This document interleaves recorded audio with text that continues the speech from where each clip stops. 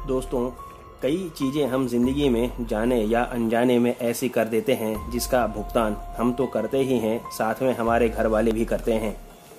भूत, पिशाच, चुड़ैल, जिन, मखलूक, ब्रह्म, राक्षस, स्पिरिट, डेविल, जिन, शाकिनी, डाकिनी, पिशाचिनी, जिस नाम से भी हम इस चीज़ को जाने, एक बात तो तय है कि दुनिया के हर धर्म में इसे महत्व दिया गया है और यह उनके कल्चर का हिस्सा भी रहा है।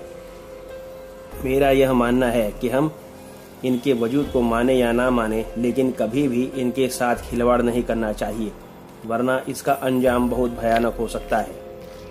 दोस्तों, आज का हमारा वीडियो भी एक ऐसी ही कहानी पर आधारित है।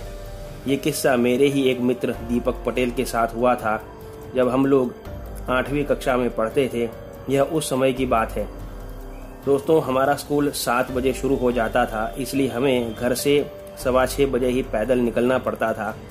हमारा स्कूल मेरे घर से करीब 3 किलोमीटर था। कई बार ठंड के मौसम में काफी अंधेरा भी रहा करता था उस समय। ऐसे ही एक दिन जब मैं और दीपक साथ में स्कूल जा रहे थे, तब रास्ते में किसी ने टोटका किया हुआ लाड़ कपड़े में लपेटा हुआ नारियल चौराहे के बीच पानी का घेरा करके रखा हुआ था और दीपक ने उस नारियल को दौड़ के लात मार दी और कहा कि चल इसे खेलते खेलते स्कूल तक ले जाते हैं। तब मैंने उसे ऐसा करने से मना कर दिया तो उसने उस नारियल को उठा करके अपनी स्कूल बैग में डाल दिया और हम बातें करते करते स्कूल पहुंच गए। जब हम स्कूल के गेट पर पहुंचे तब अचानक दीपक ने कहा कि मैं आज स्कूल नहीं आऊँगा, मेरी तबीयत ठीक नहीं है। तब मैंने उससे कहा कि अभी तक तो ठीक थी, अचानक क्या हो गया? लगता है तूने होमवर्क नहीं किया है और वही तुझे याद आने से तू तबीयत का नाटक कर रहा है। लेकिन उसने मुझे कोई जवाब नहीं दिया और घर की ओर वापस जाने लगा। मैंने उसे कई बार आवाज लगाई, लेकिन उसने कोई जवाब ना देते हुए घर की ओर रवानगी कर ली। दोस्तों, उस दिन के बाद करीब 3 से 4 दिन तक दीपक स्कूल नहीं आया। बाद में एक दिन रविवार को मैं उसके घर गया उसका हालचाल पूछने। तब मुझे जो कुछ उसकी माँ से पता चला, दोस्तों, मेरे पैरों तले से जमीन खिसक गई।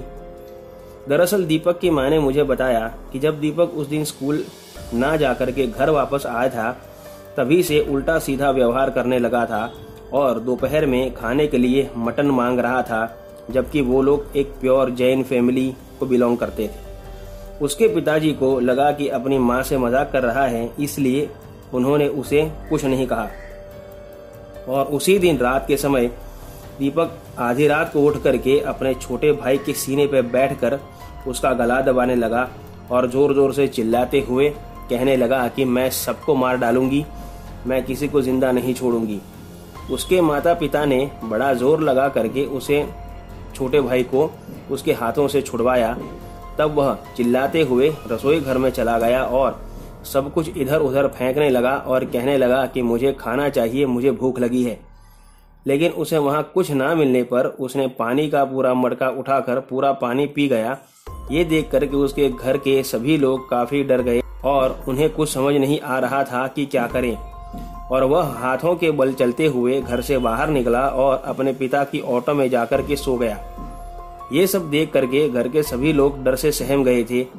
पूरी रात कोई सो नहीं पाया और सुबह जब उसकी माँ ने उसकी बैग में लाल कपड़े में बंधा हुआ नारियल देखा तो उन्हें समझ आ गया कि यह कोई ऊपरी हवा है। उसके पिताजी तुरंत हनुमान मंदिर से पुजारी को ले आए तो उन्होंने उसे देखते ही कहा कि अब इस लड़के को छोड़ करके चली जा, यह एक छोटा बच्चा है।